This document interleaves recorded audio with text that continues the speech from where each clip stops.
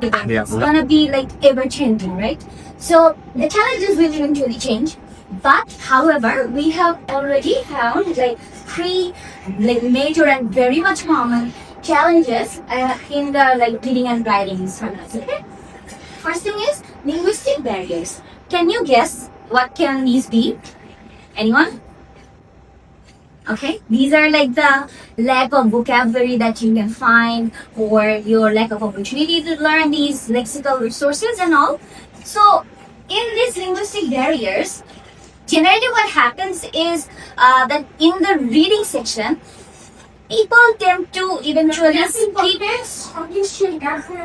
Yes. So there will be in reading, there will be like a contextual gaps, like Matt said. It will be like, for example, government implemented a plan. This would be leading to government made a plan. But you can understand that while reading, a learner would eventually skip the idea of implementation and replace it with like make. So you can see the lexical gap over here. During writing, this also happens. How so? For example, global warming is actually increasing the sea level. This is like a basic knowledge of all of us, right?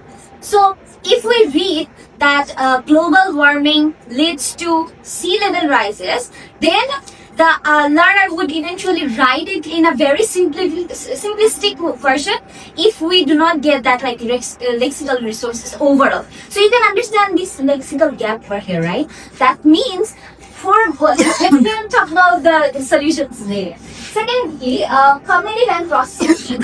It's like we all know that these are like reading and writing.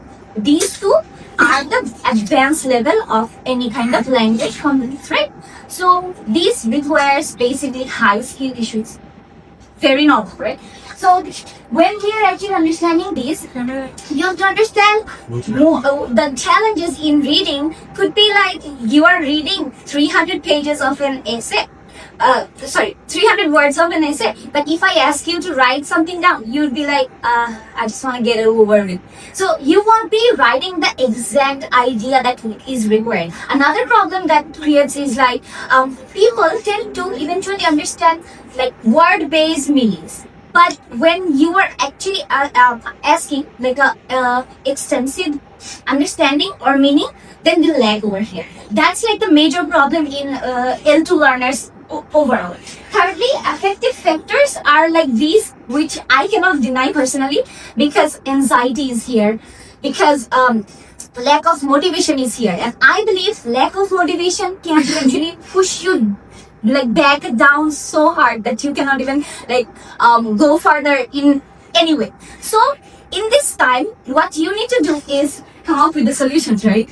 So what we can find is like scaffolded learning. As a teacher, I would definitely give my students the opportunity to understand like smaller steps. For example, if I'm teaching you writing, then I'm gonna tell you to write for example, 5 lines at first about anything.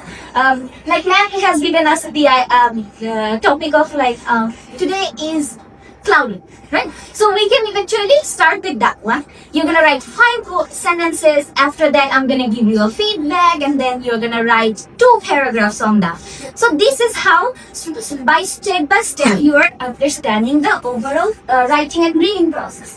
Secondly, use of authentic multimodal materials. So authentic means like here you're gonna learn real life examples or videos with subtitles, and you're gonna eventually use like projector and all. So all of these eventually can take you with the multimodal materials as well, which is like you understand a phonetic meaning, but you have to go beyond that. So when you are actually going beyond your meaning, you are understanding the meanings between lines, okay? That's like a very important thing for being a native like speaker or like acquire of the language.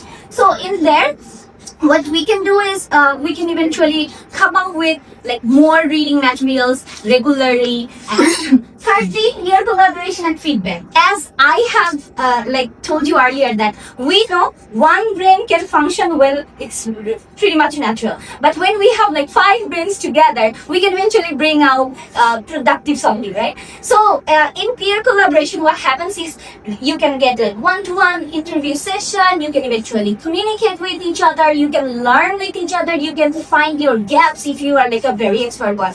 Then you can eventually find your gaps as well. So you eventually are learning like in an overall setting.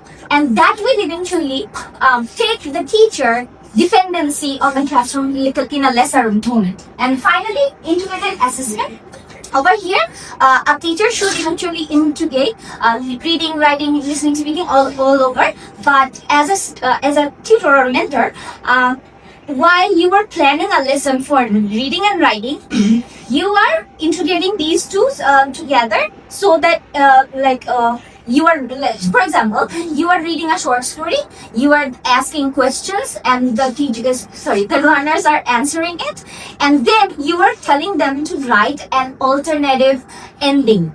By this, you are doing what? Reading perfect, writing perfect, you are having your peer discussion and like learning as well. So all over, you are understanding everything, and finally, so read more and write more.